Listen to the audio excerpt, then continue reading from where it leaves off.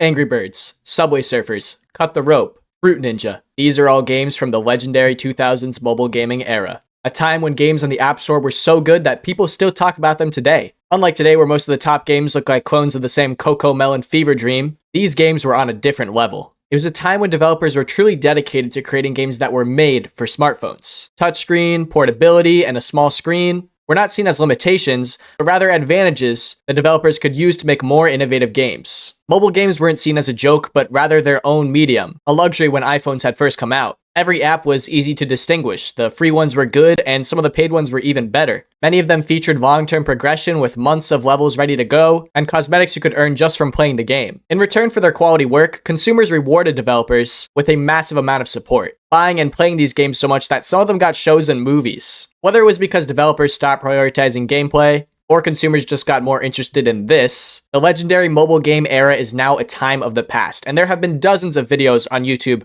reflecting back on the many classics that were made and played between 2008 and 2013. But there is a corner of the 2000s App Store that I have not seen anyone cover yet. One that, although hugely popular at the time, has not really been addressed since, and that is the Smule music games. Founded in 2008, Smule was a mobile gaming company that had an interesting philosophy behind their development. The company saw music as the original social media, a way that people connected before Facebook or Instagram came out. According to co-founder Jeff Smith, the company wanted to bring music back to its social roots, with the mobile game Smule made reintroducing its role back into its players' lives. Now, while that might seem like a weirdly deep mindset for a mobile gaming company, it'll make more sense as we get into the games that Smule made and the direction that their company ultimately went. Starting with the game I consider to be one of their most memorable, the 2012 Magic Piano. You might recognize this game for its simple but charming visuals. The graphics are minimalistic, with glowing lights dropping in front of a dark background. I remember Smule bombarding me with ads for this game, specifically whenever I needed to revive in Jetpack Joyride. But to be honest, I didn't really mind. Compared to the often ridiculous and bizarre commercials that mobile games are known for doing, Smule's Magic Piano ads were actually pretty simple. They just show gameplay over whichever song was most popular on the radio at the time and then ask you to download. I think part of this marketing is the reason why I first downloaded the app. The game looked easy to play and had a much different vibe from most of the other ones on the App Store. The ads weren't invasive or annoying, and hearing a piano cover of a song I liked was a lot better than most of the other stuff I'd usually be subject to watching. But what was Magic Piano? Well, it was actually Smule's 17th game, but it's the first one I really see as being a mainstream success. Unless you remember Ocarina or Glee Karaoke, but this video is already a little bit too niche to include those. The premise of the game was simple. You chose a licensed song and tried your best to tap the dots as they floated down the screen. If you tapped the dots on time and stayed on the right tempo, you'd hear the song's piano cover played perfectly. But if you were too quick or too late, the song would be off and you'd miss out on points. Every song came with 3 difficulties, and you could earn 3 stars on each if you were good enough, with the XP you got from songs going towards unlocking new ones. While there were plenty of songs for beginners that were pretty simple and easy to play, the skill ceiling actually got pretty high on some of the more complex songs. Harder difficulties introduced faster waves that required the player to touch the screen with up to 4 fingers at a time on orange notes. I think this multi-touch mechanic is pretty cool because similar to those other legendary mobile games, it gives you a gameplay experience you can't really find on any other gaming medium. The game also featured a basic combo counter to keep track of how long you could go without missing a note, and the amount of songs you could play was basically endless. Now, unlike the wealth of piano ads that promised to make you a prodigy at 40, Magic Piano didn't try to sell itself as something it wasn't. The game wasn't trying to be a realistic piano experience, but more of a gamified interpretation similar to something like Guitar Hero. But that doesn't mean it didn't succeed in reintroducing music creation to its users.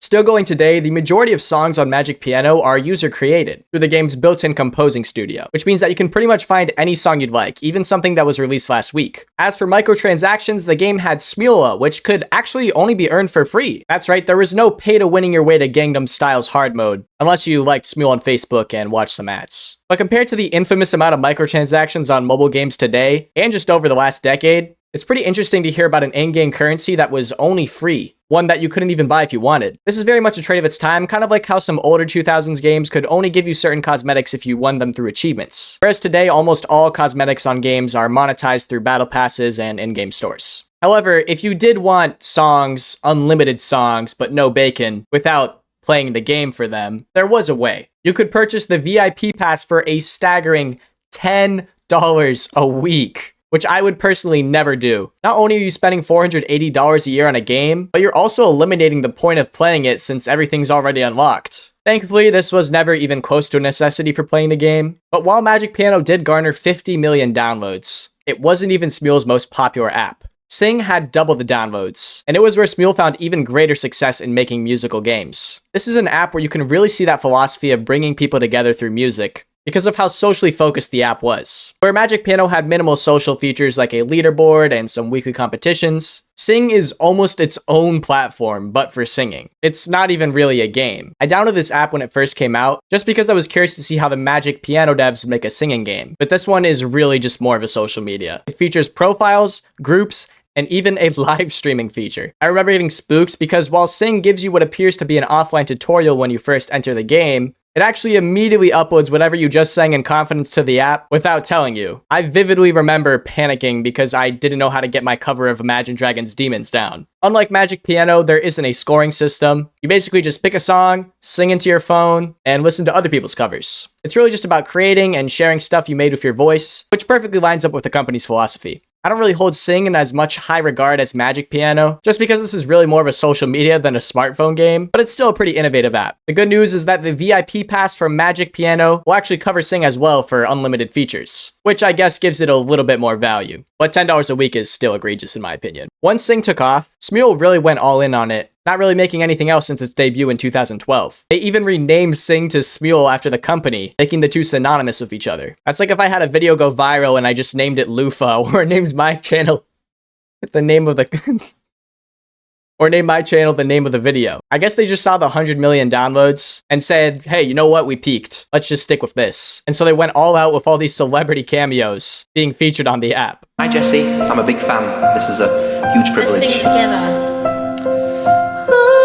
They got Lucas Graham, Shawn Mendes, Olivia Rodrigo, and of course, Charlie Puth, who went above and beyond and made multiple videos for the app. Sing was basically the original Musical.ly, which if you don't know is TikTok's original look. The reason I say this is because a huge part of this app was duetting celebrities, and just like Musical.ly, I don't understand how people can be this confident. I aspire to be like them. Many of these covers have millions of views, because at the time, singing with a celebrity was just seen as this fresh and fun novelty, even if it was just a pre-recorded video. That's where the confidence comes in. Smule was Smule's most successful app. It transcended what was once their most popular product by using a combination of social media and musical expression, which is exactly what the company set out to do in the first place. I guess mission statements can be useful. Subscribe to I Am Lufa. I can't guarantee the next video is going to have anything to do with this one. It probably won't, but hey, the kid's got potential. Let's see where he's going. Magic Piano and Sing are both apps I look to just as fondly as the other ones. But they aren't the only ones we'll be covering today. Because despite what they were able to achieve, they pale in comparison to what I consider to be the greatest thing Smule ever did to this day.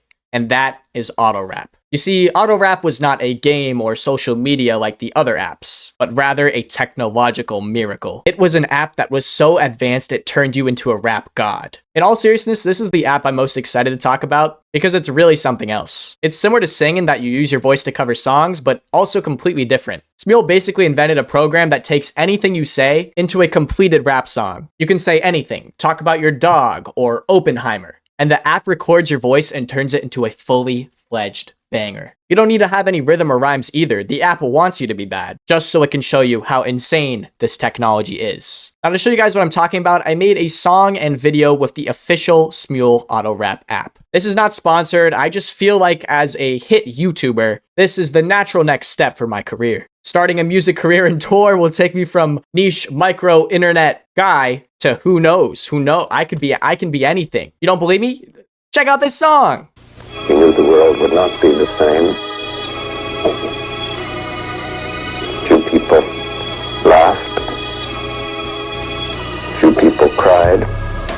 Me and my dog are gonna see Oppenheimer, and you can't stop us. If you think you can stop us from seeing Oppenheimer, you're dead wrong. Me and my dog are gonna see that movie. I don't care if he's a dog, he should be able to see the movie. Let us inside the movie theater right now, and we're gonna get our popcorn too. We don't care about the prices, cause my dog, he works. He's a working dog. He works as a canine for the fire force. He's gonna work with them, and he brings in the money. So me and my dog are seeing. Me and my dog are gonna. Okay, so maybe it wasn't that good, but it was still a pretty fun app to play with back in the day. And it's definitely one of my favorites of all time. All these apps are still available to download if you want to try them. Hopefully nobody buys the VIP pass, but if you enjoyed this video, feel free to check out some of my other ones. Thank you for watching. I'm Lufa.